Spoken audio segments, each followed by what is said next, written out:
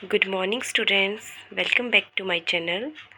Today I am going to discuss about chemical reaction and its types. Okay students, तो सबसे पहले मैं आपको बताऊंगी definition of chemical reaction. Okay, तो chemical reactions जो होती हैं बेटा, when one or a more substances formed new substance. ये क्या बोल रहा है? When one or a more substance form new substance. One or a more substance, suppose A plus B, ये क्या करेगा? एक नया सब्सटेंस जब बना देगा तो उनको बोलते हैं केमिकल रिएक्शन। अब आपको पता है ये वाली जो साइड होती है, सॉरी, ये रिएक्टेंट है और ये जो है हमारा ये वाली साइड ये प्रोडक्ट है। ओके, तो मैं आपको बताऊंगी केमिकल रिएक्शन के बारे में और उसके टाइप्स। तो मैंने पहले बोला कि जो केमिकल रिएक्शंस होती हैं वो क्या होती है? व्हेन वन और मोर सब्सटेंस, जब एक या एक से ज़्यादा सब्सटेंस मिलकर कोई नया सब्सटेंस बनाते हैं तो उसी को बोला जाता है केमिकल रिएक्शन।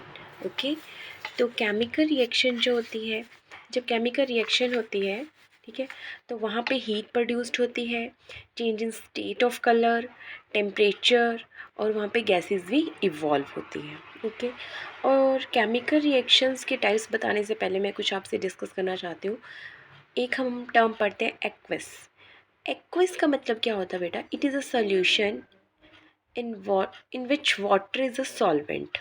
ओके, एक्विस क्या होता है? एक ऐसा सॉल्यूशन होता है जहाँ पे वाटर सॉल्वेंट होता है। ओके, अब वाटर सॉल्वेंट होता है तो आप, आई थिंक आपको पता ही होगा सॉल्वेंट और सॉल्यूट के बारे में। और मैं अगर सिंपल वे में बताऊँ आपको, बिल्कुल सिंपल में, तो जो सॉल्यूट होते हैं which is in a smaller quantity, okay, and solvent is in a larger quantity. तो जो सॉल्वेंट अगर वाटर हुआ तो मतलब वाटर जो है वो लार्जर क्वांटिटी में होगा। ओके, तो सॉल्यूट को जब ऐड किया जाता है सॉल्वेंट में तो वो सारा क्या बनता है? सॉल्यूशन बनता है। ओके, तो इसने क्या बोला? It is a solution in which water is a solvent which is known as aqueous. Is it clear? Next मैं आपको, इससे पहले कि मैं टाइप्स ऑफ केमिकल रिएक्शन बताऊँ, मैं आपको बताना चाहती हूँ केमिकल इक्वेशंस के बारे में। ओके, केमिकल इक्वेशंस जो क्या है, जैसे मैंने यहाँ पे एग्जांपल ले लिया बेटा, एक स्केलेटल फॉर्म मैंने लिख दी है केमिकल इक्वेशन की, iron plus water, it gives us product Fe3O4 plus H2। Okay, तो यहाँ पे देखो बेटा, ये जो रिएक्शन है हमारे पास जो है बैलेंस्ड केमिकल रिएक्शन होनी चाहिए, बट आपको दिख रही होगी कि ये बैलेंस नहीं है। यहाँ पे देखो Fe1 है, यहाँ पे Fe3 है। Is it balanced? Not, it is not balanced. Okay, तो बैलेंस करने के लिए हमें क्या करना होगा? सबसे पहले तो हमें देखना है कि जो हमारी केमिकल इक्वेशंस हैं उसमें कौन कौन से एलिमेंट हैं। तो सबसे पहले जो है आपके पास है यहाँ पे जो है वो लिख दो आप Fe।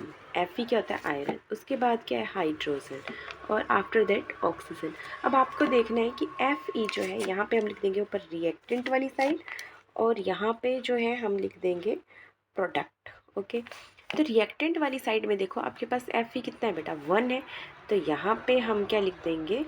1। ओके, और इस तरफ देखो प्रोडक्ट वाली साइड में कितना है आपके पास? Fe3 है, तो यहाँ पे हम क्या लिख देंगे? 3। इतना क्लियर हो गया? उसके बाद आ जाओ हाइड्रोजन पे। तो हाइड्रोजन बेटा यहाँ पे कितने हैं आपके पास? 2। ओके, और प्रोडक्ट में कितने हैं? 4, नो सॉरी 2। प्रोडक्ट में भी कितने हैं? 2। तो हाइड्रोजन तो हमारा बैलेंस्ड लग रहा है। उसके बाद है ऑक्सीजन। ऑक्सीजन यहाँ पे है हमारे पास 1 है, सॉरी 1। ओके, 1 है आपके पास ऑक्सीजन, और जो दूसरी तरफ है वहाँ पे है ऑक्सीजन 4। तो यहाँ पे बेटा हम क्या करते हैं, एक मेथड होता है जिसको बोला जाता है hit and trial method. Hit and trial method का मतलब है इसमें हम क्या करेंगे? तुक्का लगाएंगे। तुक्के वाले मेथड में अगर हमें इसको 1 को 3 बनाना है तो सीधा है, सिंपल। हम क्या करेंगे? 1 को मल्टीप्लाई कर देंगे 3 से, तो ये आ गया 3। अब ये तो बैलेंस हो गई। अब यहाँ पे 2 है, ठीक है, तो यहाँ पे हम क्या करेंगे? अब यहाँ पे 2 है, ठीक है, और दूसरी तरफ जो है आपके पास जो हाइड्रोजन है वो भी 2 है, ठीक है। बट उसके बाद हमें ऑक्सीजन को बैलेंस करना है, क्योंकि यहाँ पे जो आपके पास ऑक्सीजन है वो 1 है और यहाँ पे 4 है। तो अब बताओ, 4 1 सा 4 तो कर नहीं सकते हैं, यहाँ पे मल्टीप्लाई बाय 4 कर देंगे तो ये भी बढ़ जाएगा। सॉरी 4 करना है, हाँ ठीक बोल रही हूँ। तो मल्टीप्लाई बाय क्या कर देंगे हम 4, तो यहाँ पे कितनी आ जाएगी 4। अब यहाँ पे अगर 4 आ गया तो यहाँ पे हम जो है लिख सकते हैं आपके पास यहाँ पे जो ये H2O है यहाँ पे, इसके बाहर नेक्स्ट नंबर पे मैं यहीं पे ऐड कर रही हूँ 4 लिख देंगे हम। ठीक है, तो यहाँ पे देखो 4 ऑक्सीजन हो गई, यहाँ पे भी 4 ऑक्सीजन हो गई, बैलेंस हो गया।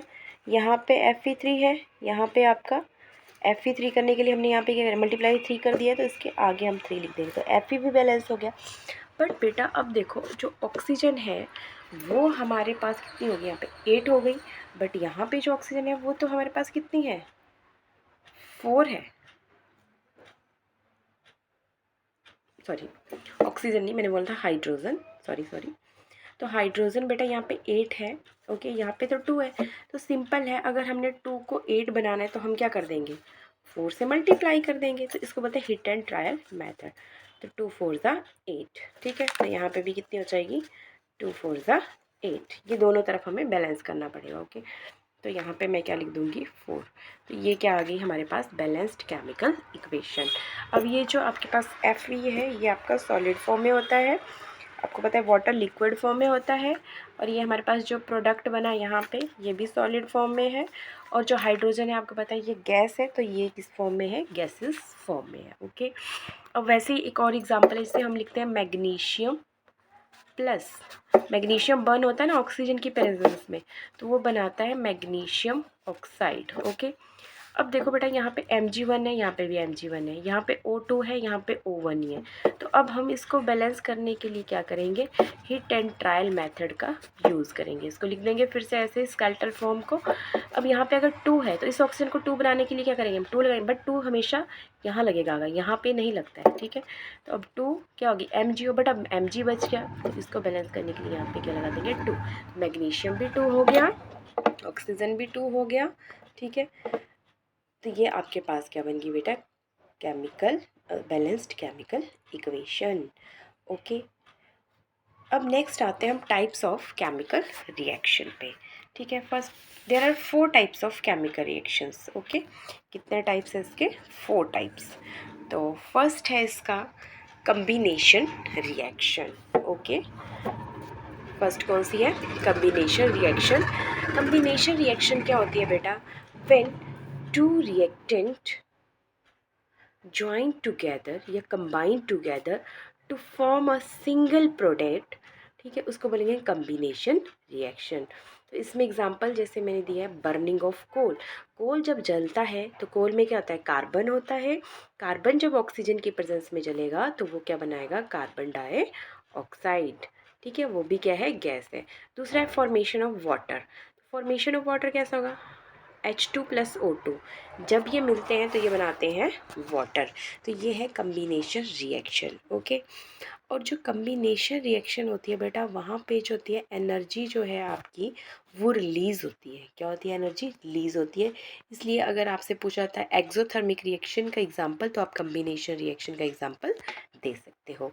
नेक्स्ट आती है आपकी डीकम्पोजिशन रिएक्शन। डीकम्पोजिशन रिएक्शन का मतलब होता है व्हेन कंपाउंड स्प्लिट इनटू 2 और मोर सब्सटेंसेस। जब क्या है, एक सिंगल रिएक्टेंट है आपका, वो स्प्लिट होता है किसमें, 2 या मोर सब्सटेंसेस में, 2 या 2 से ज़्यादा सब्सटेंसेस में जब वो टूट जाता है तो उसको बोलते हैं डीकम्पोजिशन रिएक्शन। अब जो डीकम्पोजिशन रिएक्शन है उसके भी 3 टाइप्स है, थर्मल, इलेक्ट्रोलिटिकल एंड फोटोलिटिकल डीकम्पोजिशन, ओके। तो इसके बारे में हम नेक्स्ट वीडियो में डिस्कस करेंगे, इसकी detail and types of decomposition reaction. Thank you to all, please like share and comment.